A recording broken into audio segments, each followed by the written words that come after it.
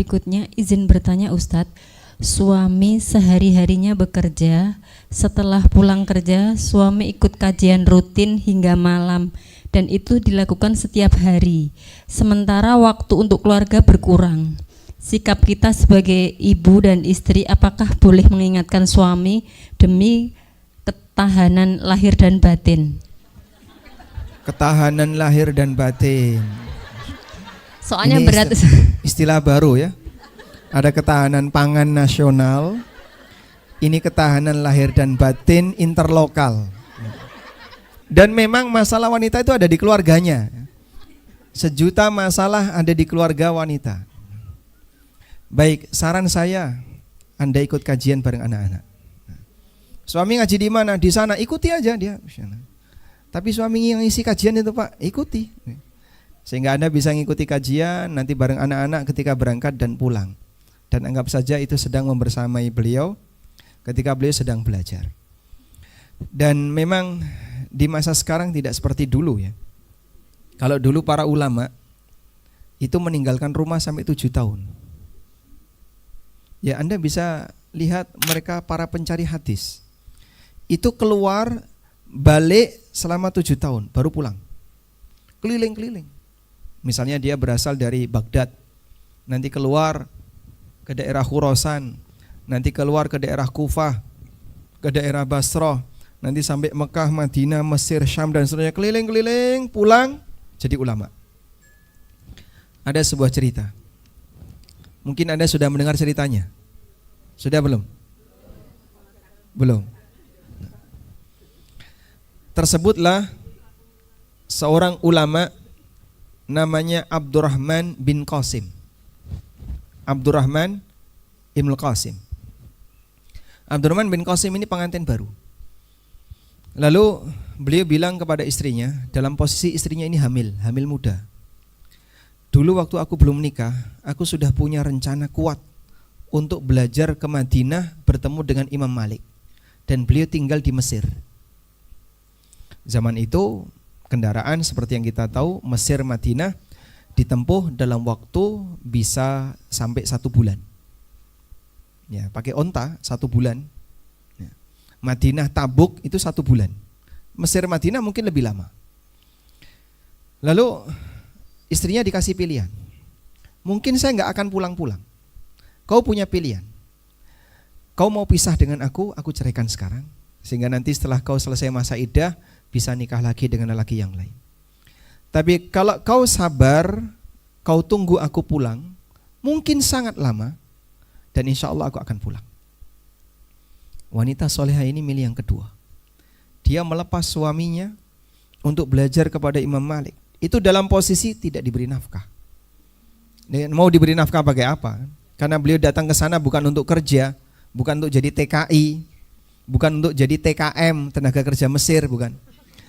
Tapi beliau datang untuk belajar. Sehingga istrinya ditinggalkan bersama orang tuanya. Berangkatlah Abdurrahman bin Qasim.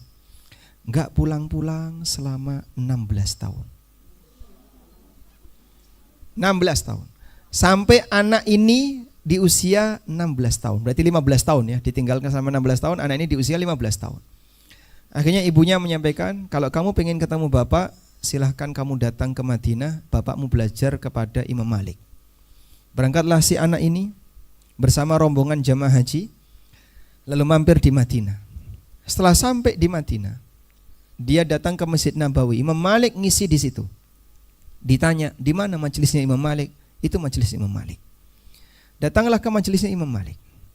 Dia duduk mendengarkan kajian Imam Malik. Terus tanya, kenal nggak dengan orang yang namanya Abdurrahman bin Qasim al-Misri? Abdurrahman bin Qasim itu yang di sampingnya Imam Malik, itu Abdurrahman bin Qasim. Yang di sampingnya Imam Malik itu Abdurrahman bin Qasim. Sehingga saking akrabnya dengan Imam Malik sampai berada di dekatnya Imam Malik. Selesai kajian mendekatlah si pemuda ini, kemudian menyalami bapaknya. Lalu memeluk bapaknya. Dan bapaknya mengatakan, laqad syamamtu syammal walad. Aku mencium bau anak. Dan itu anaknya. Anaknya yang menjemput bapaknya untuk pulang. Masya Allah. Wanita mana di zaman ini yang bisa sekuat itu? Nggak ada. Dengar ceritanya aja udah ngeri gitu ya. Tapi seperti itulah. Ini dua perjuangan yang luar biasa. Abdurrahman bin Qasim pulang jadi ulama kibar. Sampai ada seorang gubernur kota Mesir yang datang ke beliau dan belajar dari Abdurrahman bin Qasim. Akhirnya jadilah sebuah buku judulnya Al-Mudawwanah, dan buku ini menjadi salah satu referensi dalam madhab Malikiyah.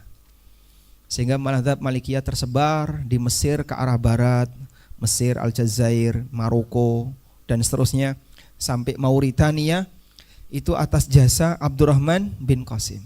Orang bertanya, Imam Malik fatwanya apa? Dijawab oleh Abdurrahman bin Qasim. Kalau ada kasus seperti ini, apa kata Imam Malik? Dijawab oleh Abdurrahman bin Qasim. Sehingga beliau jadi ulama kibar. Maka mungkin butuh perjuangan. Suami saya hilang kemana? Sedang berproses. Ngapain? Belajar untuk nanti pulang biar beliau bisa memberikan perubahan bagi masyarakat. Melepas seperti ini butuh sabar, dan yang belajar juga butuh sabar. Mana yang lebih nggak kuat, istri atau suami? Ya? Kalau suami nggak ada di rumah dalam waktu lama, mana yang lebih tidak kuat, istri atau suami?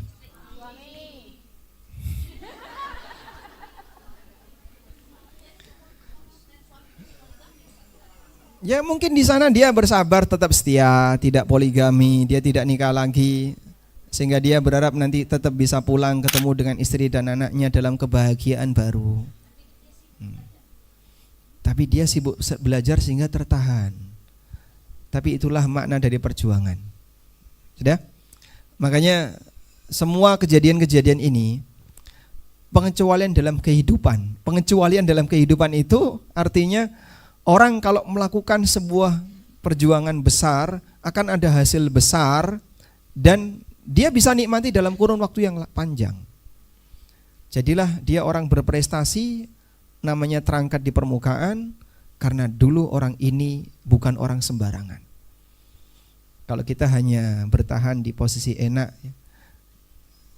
takut untuk keluar dari zona nyaman, tidak akan ada perubahan yang signifikan.